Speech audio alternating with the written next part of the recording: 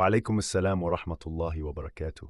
العنوان الرمزي للرؤية: وصية الأجداد وابتلاء حفظ العهد. صياغة الرؤية بتاريخ 29/4/2020 الموافق 6 رمضان 2024. وبعد أن دعوت الله أن يريني ما يشاء ويختار، رأيت في منامي كأنني أطالع وثيقة قديمة تشبه الوصية الشرعية تركها أحد أجدادي لذريته من بعده. فبدأت أقرأ تلك الوصية، فوجدت أنها تنص على 3 أوصياء، وقد ذكر كل واحد منهم باسمه ودوري في حفظ ما جاء فيها. فكان الوصي الأول جدي محسن، وهو المعترف به شرعا، ليقوم مقام الأوصياء ويكون صاحب الولاية على تنفيذ الوصية.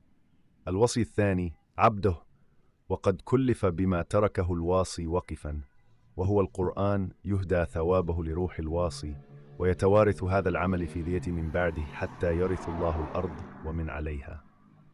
الوصي الثالث الشيخ محمد مقبل، وقد كلف بالإشراف على الوصية، مساندا للوصي الأول وحاميا له مما قد يلقاه من مصاعب الدنيا وأهوالها. ثم رأيت أني قرأت الوصية أمام الوصي الثالث، وكذلك أمام أبنائه من بعده، فإذا ببعضهم يبين دوره تجاه الوصية على غير ما نصت عليه، ويطلب أمرا غير مشروع، فكأنهم يخالفون نص الوصية وينقضون عهدها. عند ذلك قلت في نفسي: تاويل هذه الرؤية.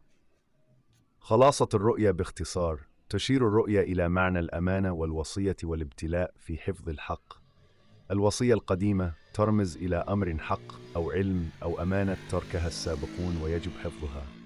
الأوصياء ال3 يدلون على أدوار مختلفة في حفظ هذا الحق.